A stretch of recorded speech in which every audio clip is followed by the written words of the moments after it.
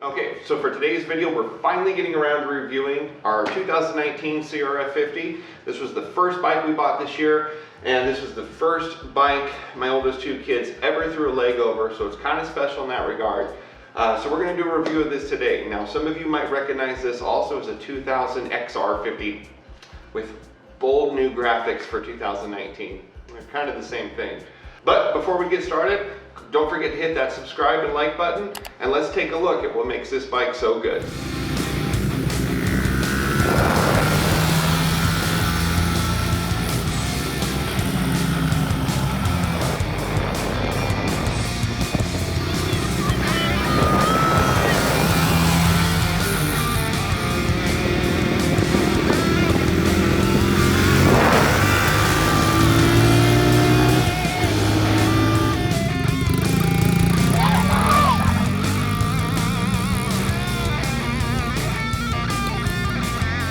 Okay, well, I threw a little bit of a joke in there about this being a 2000. This is pretty much an unchanged, untouched design by Honda for at least 19 years. I don't know if the XR series dated for the 50 dated back before 2000, but I know that this is pretty much the same bike. The only changes this has seen since it was labeled as an XR is the name changing to CRF, the graphics changes through the years, and they've changed the carburetor over time, mainly to meet emissions.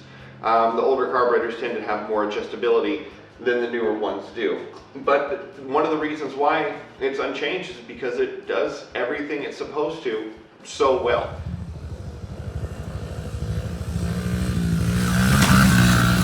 The air-cooled motor in here is about as reliable as it gets. Now, it's not overly powerful, but this bike wasn't meant to be overly powerful. This bike is meant to get your child learning to ride in as safest way as possible. You're doing it, you're doing it. There you go. You don't even really need to touch this bike as far as maintenance goes. Just keep oil in it, clean the air filter sometimes, and put gas in it, and this thing's ready to go. Start it, get your foot off of it. Yep, there you go. You started it, Liam. Yay, that was easy. The one thing I did do on here for it is I put a skid plate on the bottom, and that's simply because the bike is so short to the ground. But I did put that on there just to kind of keep this thing a little bit safer, and if you try to jack it up, put it up on anything, there's really nothing, there's really no place for you to put anything besides on the engine, so the skid plate kind of takes care of that on there. So one of the things, I remember before we bought this bike, we were talking about it with the kids, and we were looking at different options, and the kids in their mind, they had these visions of how fast they were going to go, they were going to get on it and just rip, and it was completely anything but the way it played out. It was a good lesson for them to learn. Kind of bring it back to reality. Not everything you see on YouTube and all the tricks everybody does, you can't just walk up and do that. Okay, squeeze the brake, squeeze the brake. And so within this bike, you've got a 3-speed automatic transmission. And so when you start the bike, neutral's all the way down, you can just click it forever. You go up first gear, and then the bike will sit here. There is no clutch. So it's a complete automatic transmission. And up here on the power, there's a screw you can turn in to limit how much power your kids get. I never limited it with them. Granted, we started a little bit later. They were 6 and 7 when we first put them on here. But what we did is we started them out in first gear. We just told them to get the hang of it. You know, get going, speed up, hit the brakes, come to a stop, do it again. Okay, you can do that. Now click up into second. There's a total of 3 gears, and the thing tops out at about 30 miles per hour. And with our kids, once they got going, really all they did is they treated it like a 2-speed. They put it in second gear, they'd click it in right before they even took off, and then they would just ride from second gear henceforward. Let's see you take off. Take off,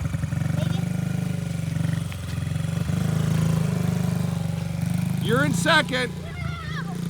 So good. There was a couple problems with it kind of discovered along the way. The first issue we had is they started to ride more aggressively. They were washing out a lot. Now I will tell you, those small tires right there, if you've ever as an adult hopped on one of these, they feel really wobbly. Partly that's because my knees are coming above the handlebars, But the stock tires, I really did not care for. I didn't feel like they bite. So the best thing we ever did was put better tires on this bike, something that you'd find like on an SX50. We put those on, and it really kind of made the bike plant in the conditions we were riding in. Once I did that, Tyler, my middle child, who was riding this at the time, his corner speed just jumped up exponentially. He was riding so much better. So that was a really good thing to do. But before we did that though, and with the front end washing, he biffed it quite a few times. Now the good thing for a child is they're a lot more flexible than we are, and with this being so close to the ground, he never really crashed too hard to get hurt, but these handlebars bent on us, I think 2 or 3 times. And because they're so flimsy, I just bent them right back. Now, I would have replaced them at this point, but the problem is they mount in kind of an unconventional way. You can't just swap them out to something else, and some of the kits to swap out the handlebars can be rather expensive. If I was going to make them ride this for a long time, sure, we'd put taller handlebars on, probably make it a little more comfortable and go, but I currently have a 3.5-year-old, and next year when he's 4, he's going to take over the saddle of this, and I want him back to the stock height of the handlebars. So because he's going to be on it soon, if we break the handlebars, I'd probably just put stock ones back on. So if you were looking to buy this, and you're wanting to progress your kid through riding, this is a great starting point. But if your child's a little older, I would not recommend starting here. So we started with 6 and 7, and again, my middle child, Tyler, he was 6, turned 7 in August, and from when we bought this in March, and when he turned 7 in August, he went through some kind of freaking growth spurt, and he outgrew the bike. And just like that, what I thought he'd be riding this for 2 years for, he was done. Thankfully, I do have that 3rd son, so I'm going to, get my use out of here. Unless you know for sure they're going to be riding it for quite a while, I would just buy this used. You can find these used probably for $1,000, well taken care of, and the prices kind of vary from there.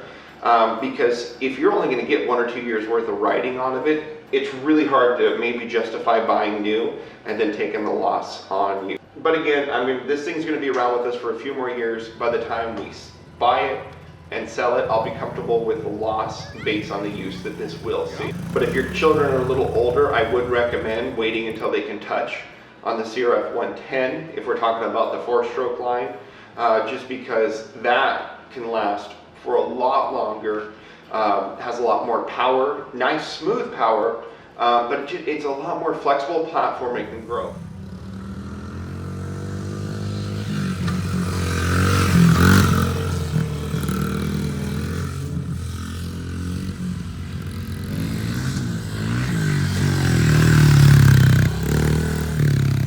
Now I know there's a whole cult following of people who want to make this a pit bike, and they'll spend thousands of dollars, crazy amounts of money on here. I just can't do it. I can't justify putting that money into this bike. I don't see it. The 110, which we'll do a review of here in the weeks to follow, that's a different story. And I know I'm 6'3", a little bit different story, but I see so much more value in use out of the 110 line than I do the 50. My recommendation for the 50 is mainly to leave it alone. Buy the bike, let the child ride it. It's amazing for what it is. The speed's fast enough when they're appropriate height, but once they're tall enough, big enough to get off of it, let them go. Let them go to the next one.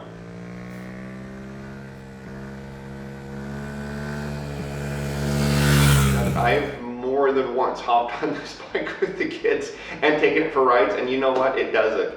I pulled a top speed with myself on it of about 29.5, holding it open for a while. With me riding on it and a kid with this kind of with me dangling on my feet, I stretched the chain pretty good right from the get-go, and it keeps taking it and asking for more. So it's a great little machine. I think where I struggle with this bike is I don't have the sentiment towards it that I get with some of the other bikes we have. And that might seem a little weird, but if you've ridden bikes and you've owned multiple bikes, you'll know what I'm talking about. You kind of get a certain type of sentiment towards a machine, almost like a bonding toward it. This to me, the better way to describe it, is a tool. This is a tool to teach my kids how to ride. It's a tool to let them get everything figured out, and then when they outgrow this tool, it's going to be gone because I won't have a use for it anymore.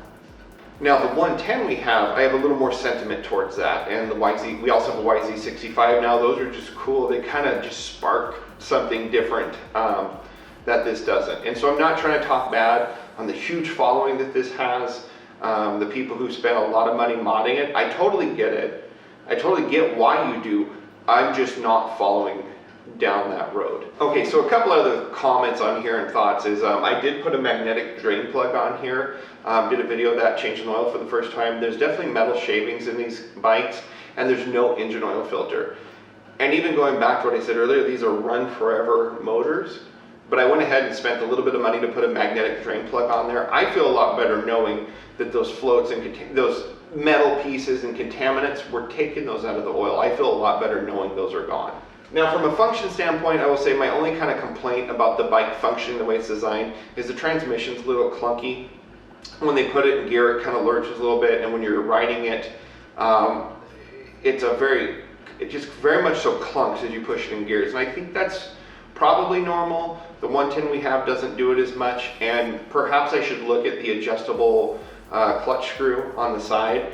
I haven't looked into it too much. I thought the clutch was more so for the engagement at idle. There might be more to it, but again, for what we're using it for, I'm not too worried. I thought what might be fun is I'm going to go grab the kids kind of one at a time, and they can kind of tell you what they think about it compared to the other bikes we have. Okay, so Liam is 8, currently riding a YZ65 on here, and he can still ride it and have some fun, but he's definitely too tall for it.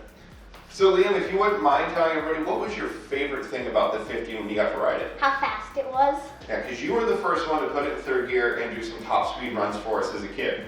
Mm-hmm. Now, what didn't you like about it? That it didn't have very good acceleration. Okay, so this bike was something for Liam where we talked about the difference of acceleration versus top speed. There really wasn't a lot of grunt. I want to say the horsepower output's right around 2.5, and when you upgraded to the 110, you went to 7.5, and that made you happy, right? Yeah. Yeah, now that he's on his YZ65, there's no looking back for him. He's flying and he's gone. Okay, so now we have Tyler on the bike. Tyler's 7, and he recently, about a month and a half, almost 2 months ago, took over the CRF50, and that's now his bike. So Tyler rode this the longest. He rode this about 5 months, and then you were outgrew it. But while you rode it, Tyler, what was your favorite part of this bike? When I started jumping on it, it kind of felt really good to me. Now, what didn't you like about it? I didn't like it because it couldn't do very fast starts, like when you do this. So the acceleration, it didn't take off fast enough. That's what I didn't like about it. I almost crashed into a tree. Hi, now Jax, whose motorcycle is that? Mine. And what is it? Oh, motorcycle. It can't even be your bike. No, it can't beat Daddy's bike. If anybody hasn't noticed yet, I have big children. He's 3.5, and he's already almost got his feet down to touch. So by the time he turns 4 next year, he's probably going to be riding this thing if he's ready. How fast are you going to go, Jax? 40. 40? Yeah. That's a little crazy. Well, I can do that if I want to. In summary, this is a really good machine. I probably rated it 7 out of 10. Reliability-wise, this is a 10 out of 10. This is how Honda helped build their name. So it doesn't get any better than that. But the overall package, I think I'm about a 7 is where I'm at. With a few changes, they could probably get it up to a 7.5, but I don't see myself crossing into an 8 out of 10. Thanks for watching the video with us. If you haven't subscribed to the channel, definitely going to be kind of tracking Jax's progress through here as he learns how to ride and gets his use out of it and then graduates up to the other bikes. All right, thanks for stopping by and checking out the video. Have a good one.